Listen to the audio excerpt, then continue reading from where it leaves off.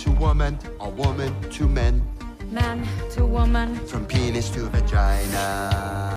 Well, that is certainly something. I've contained my rage for as long as possible, but I shall unleash my fury upon you like the crashing of 1,000 waves! Begone, vile man! Begone from me! Welcome back, everyone, to The Incompetent Critic, presented by I'm No Genius, a series in which I give my opinions about movies and TV that no one cares about. Because I have a right to be, and I have a voice! The Oscars happened just last week, and what I'm about to show you is a live reaction from about 95% of the people in the world.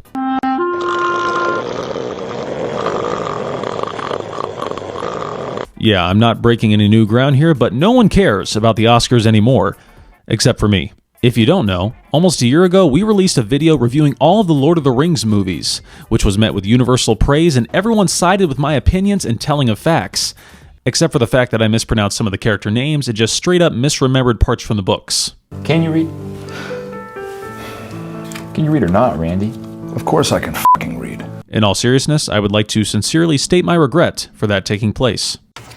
I state my regret. You couldn't have memorized that? I could not because I do not feel it. Anyways, a major part of that video that gained a lot of criticism was the fact that I even bothered to mention that all of the movies were nominated for numerous Academy Awards. People were calling me out, they said that stuff doesn't matter, and I shouldn't have even brought it up. And back then, I disagreed with them. Back then. Oh, the times they are a-changing. Yeah, my perspective on the Academy Awards has changed significantly since that point. You see, folks, I'm the type of guy who realizes that sometimes you gotta take a step back and examine yourself, psychologically and medically. You truly gotta climb into another man's shoes. You gotta take those shoes. You gotta run with those shoes. You gotta commit crimes in those shoes. You gotta leave footprints from those shoes behind at the crime scene so the police will never track you down and an innocent man will go to jail. An innocent man with a family that he's never gonna see again because of you. What? Bro, what are you talking about, man? What I'm trying to say is that after people told me to stop caring about the Oscars, I listened to them, and I stopped. What can I say? I'm a follower of Jesus Christ! Go ahead. Let that Holy Ghost language come up out of you. Go ahead.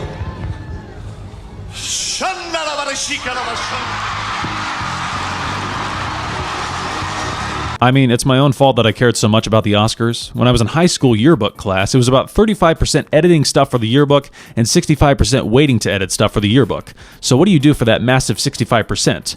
Well, I can tell you what I did. I found a website that had thousands of quizzes on it, made by both professionals and random internet clowns like myself. And while I was on that website, I got absolutely hooked on quizzes that had to do with film and TV trivia, specifically Oscar trivia.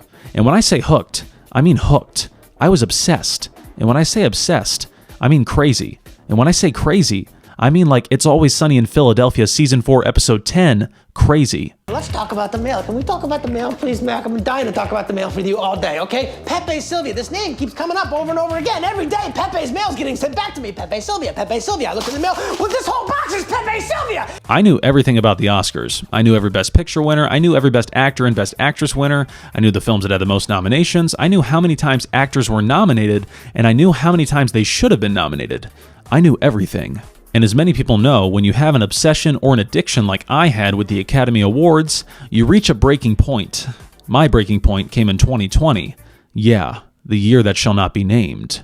I was watching the 2020 Oscars alone in my parents' basement, which accurately sums up how we were all living back then. So desperate for entertainment that we were willing to watch anything, like a documentary series about a murdering tiger owner. Oh my God. I am never gonna financially recover from this. But during the 2020 Oscars, the category of Best Original Screenplay came up, and the award was given to writer-director Taika Waititi for Jojo Rabbit. Now back then, I loved Waititi for his work in Jojo Rabbit and Thor Ragnarok, and I thought he was a true visionary. Again, just another example of how times change.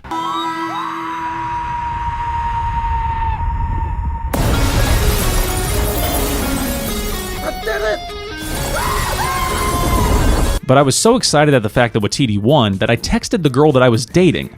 I'm not kidding, Waititi won, I texted the girl, and I acted as if the Cleveland Cavaliers won another championship, but this time without LeBron James. We did it.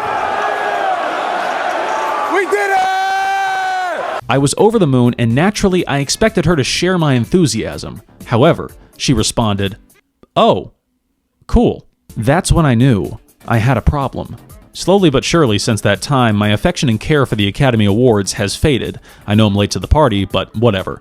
And now that the 2025 Oscars have just wrapped up, I think it's about time to ask the question, do people still care about the Oscars? Now, in order to ask if people still care about the Oscars, we must first ask if people cared about the most recent Academy Awards. And short answer,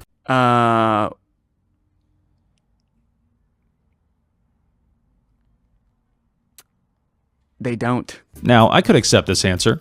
I could go on. I could live my life.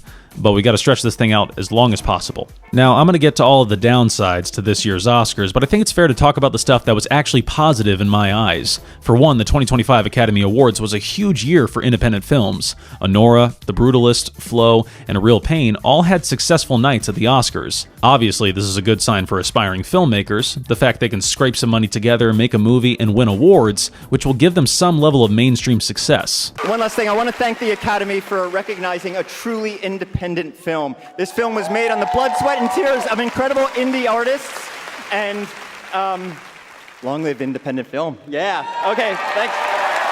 However, this is exactly what is killing the Oscars. Hardly anyone sees these movies that are winning awards, so hardly anyone is going to be happy when they are deemed the best of the year. Obviously, indie films deserve to have awards consideration in the same ways that big studio films do, but the current mindset among Academy voters seems to be that indie films deserve to have all of the awards consideration, and big studio projects with big budgets and larger hauls at the box office can have what's left over. Now, the film studies majors and aspiring screenwriters out there may be saying something like, well, just because the studio films make a lot of money, that doesn't mean they're good. And you are correct, you pompous buttholes, but I'm willing to give you the following response. Just because a movie makes a lot of money at the box office, that doesn't mean we need to spread the wealth and give awards to only the little guys, because sometimes the highest grossing movie of the year is actually the best film of the year. Case in point, at the 2022 Oscars, the indie film Coda won Best Picture over the more popular films like Dune, West Side Story, and The Power of the Dog. And that's not even mentioning the fact that Spider-Man No Way Home, what many at the time considered to be the best film of 2021, and grossed nearly $2 billion at the box office, wasn't even nominated for Best Picture. God, this is so cool. I always wanted brothers. So you make your own web fluid in your body? I'd rather not talk about this. No, I don't mean to. Are you teasing me? No. He's not teasing you. It's just that we can't do that. So naturally, we're curious as to how your web situation works. I wish I could tell you, but it's like I don't do it. I don't do breathing. Breathing just happens. Whoa. Now, I will say, unlike a lot of other indies out there that get nominated for Oscars, I actually watched Coda, and I loved it. It's a beautiful story with great character dynamics and a wonderful performance from deaf actor Troy Kotsur. Right, well, so the layman's term for what you both have is jock itch. It's easily transferable via intercourse.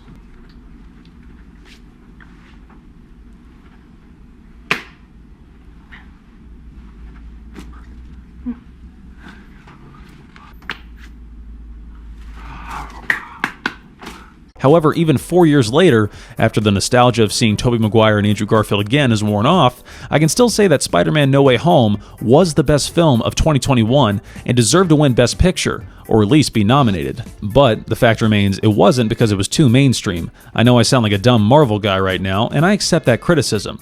Dang! What's up with all these books? Hang on, son. You here for detention? Nah, man, I'm here for the booty scratching contest. Come on, man, keep up. I'm not playing today. Another example of a less popular film winning Best Picture would be Green Book winning over Avengers Infinity War and A Star is Born in 2018, or The Artist winning over Moneyball and Hugo in 2011, or Slumdog Millionaire winning over The Curious Case of Benjamin Button and The Dark Knight in 2008, or even all the way back in 1977 when Annie Hall won over the original Star Wars movie. Honestly, I think the Academy might retroactively take that one away because, Woody Allen. And I know that we've had a lot of fun with me reading racist jokes that Michael writes for me, but because our country is already divided enough, I'd like to use my platform to say something that everyone of all races can agree on. Woody Allen is innocent. What I'm trying to say is that in most cases, the Academy will always go with the less popular choice when deciding what they deem as Oscar-worthy. The most popular film of the year may get a couple nominations, but they probably aren't going to win anything. In the past 10 years, only 2 of the highest-grossing movies of their year were even nominated for Best Picture: Avatar: The Way of Water and Barbie. Could you just hold on for 1 second? Oh, okay.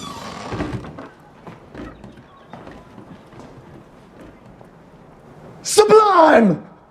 Everything else may have received a nomination or 2 for a minor category like Best Makeup or Best Visual Effects, but hardly any of them received nominations for directing, writing, or acting. And hardly any high-grossing movies actually win Oscars of any kind. Once they gross over that billion-dollar mark in the box office gross, they can kiss all those coveted awards goodbye. Now, at the same time in 2023, Oppenheimer nearly reached $1 billion at the box office and won Best Picture at the Oscars, as well as a heap of other awards for acting, writing, and directing, making it one of the most successful films of all time critically and commercially. But the last film to accomplish a feat similar to this came 20 years before, Lord of the Rings: The Return of the King. That's right, we're going back to the pot, baby. Come on, Mr. Frodo. I can't carry it for you. But I can carry you. Come on! Over $1 billion grossed and 11 Oscars awarded to it. If you've seen my video on The Lord of the Rings, then you know that I view this particular movie as perfect and really deserving of all awards that it got. What I'm saying is, it took a perfect movie to accomplish this. So basically, in the past 25 years, only a couple of films made a killing at the box office and were actually recognized at the Academy Awards. I don't know why, but at the turn of the millennium, critics just began to think they knew better than the quote-unquote slop that general audiences were throwing money at. It's probably something to do with Y2K. You know, that's the problem with the American cinema. Can't handle any complexity in it, you know? Don't make me think. I just want to be entertained. But the thing is, it didn't used to be that way. In a 2021 interview when discussing the recently announced Oscar nominations, Rob Lowe was asked about the possibility of a popular fan favorite category at the Oscars. This was his response. That there's going to be a new Oscar category for popular movies now? Yeah, I'm not so much of a fan of that. I heard that. I mean, what do you have against things that are popular? Do you not like the Fast and Furious franchise, or? Well, Stephen, if you've seen the ratings of some of my projects, you know I have a lot against things that are popular. No, I like things that are popular, but it used to be that the Best Picture was also a popular picture for years and years and years. And I think that a new category kind of makes the Best Picture category seem less best. So, because the Best Picture category will be Best Serious Picture. Yeah, oh, yes. Or Best Picture You Didn't See. Well, for sure. Right. Yes. Yeah. Or I like the new one will be Best Movie That My Dad Has Heard Of. In the 90s, box office sensations like Forrest Gump, Braveheart, and Titanic were also critical darlings. Critics back then recognized that people were flocking to the movie theaters to see these movies for a reason. They were actually pretty good. You see, just like how the trend now is for more intimate independent films to win all of the awards, back in the day it was more trendy for epics to win all of the awards. These were movies with recognizable casts, large production budgets, and were well known in pop culture. Films like Dances with Wolves, Platoon, The Deer Hunter, The Godfather, The Sound of Music, Lawrence of Arabia, West Side Story, Ben-Hur, and all the way back to Gone with the Wind in 1939. Red, you go. Where shall I go? What shall I do? Frankly, my dear, I don't give a damn. The fact remains that people saw these movies, they paid money to see these movies, and they loved these movies because they were good. But at the turn of the century, it seemed that it was decided that critics needed to highlight movies with smaller budgets at the Academy Awards to compete with the bigger studio giants. Don't get me wrong, everyone likes an underdog.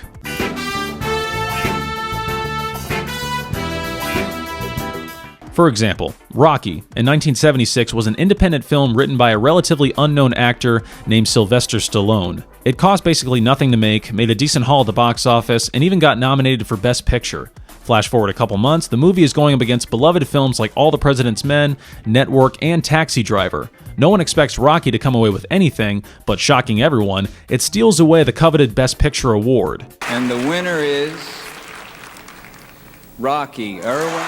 Rocky is then cemented as an all-time classic in both film and sports culture, and Sylvester Stallone goes on to become one of the biggest movie stars in the world. And to all the Rockies in the world, I love you. Thank you. Now, this is one of the greatest moments of all time from the Oscars, and for good reason.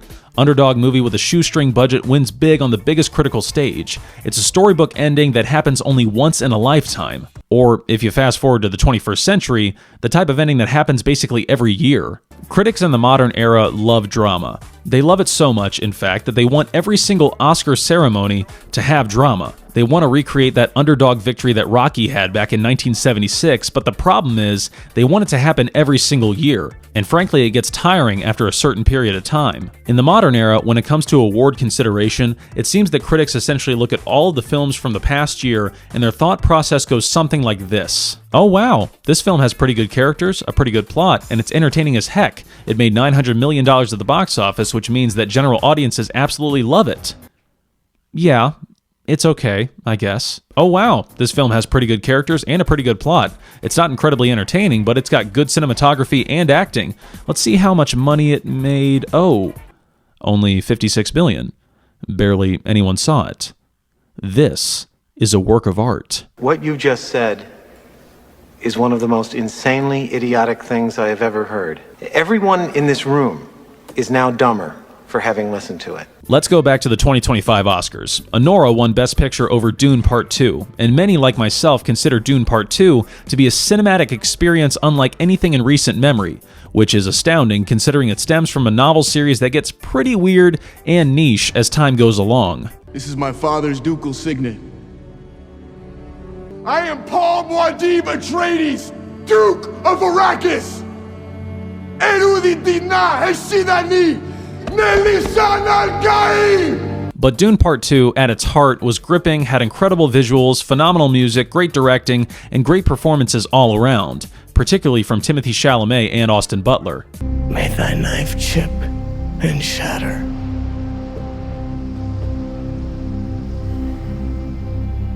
May thy knife chip and shatter. However, Dune Part 2 made the tragic mistake of being too successful and too mainstream.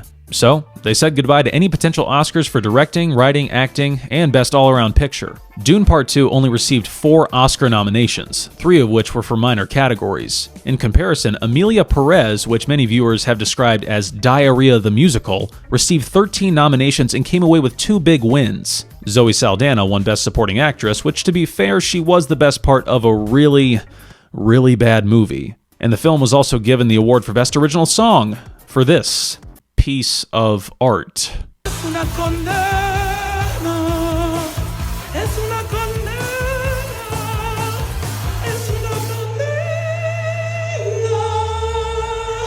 Now, please allow me to express my disappointment in the Spanish language. El baño es muy caliente. Now, ironically, I just spoke better Spanish than the characters did in the film. But back to Anora. The film scored 6 Oscar nominations and won 5 of them, including Best Picture, Best Actress for Mikey Madison, and Best Original Screenplay, which I don't know if original is the right word to use, since it's basically a dark, 21st century version of Pretty Woman. I was in here yesterday. You wouldn't wait on me? Oh, you work on commission, right? Yes. Big mistake. Big. Huge. But again, these are all great wins for the independent film industry, but they're not good wins for the Oscars themselves. Viewership of the ceremony is down, and it's easy to see why. Why would people want to sit through a nearly 4-hour-long ceremony to watch movies they've never heard of win all of the awards? The people who actually watch the Oscars nowadays only watch for 2 reasons. 1, to see A-list celebrities making a fool out of themselves during their acceptance speeches. We're looking at you and your 7-hour-long speech, Adrian Brody. And 2, they just want to see how badly the Academy messes up by giving awards to the wrong films every single year. In closing, I will leave you with this. Nobody cares about the Oscars anymore. First step in solving any problem is recognizing there is one. In a streaming world, it makes sense for critics to award films that have a limited release in theaters and then perform marginally well on streaming services. But at the end of the day, film is different than television. Films are meant to be watched on the biggest screens with the lights down and the popcorn in hand. See, I learned a thing or two from Nicole Kidman after all. We come to AMC theaters to laugh, to cry. Dazzling images on a huge silver screen. Somehow, heartbreak feels good in a place like this. And because of that, commercial success and popularity with audiences is crucial to identifying the true Best Picture every year. If you just throw all that stuff away and don't even consider it, you're left with a Best Picture winner that people are unfamiliar with. In short, here's my advice to the Academy. I don't know. Do better. Subscribe. Goodbye.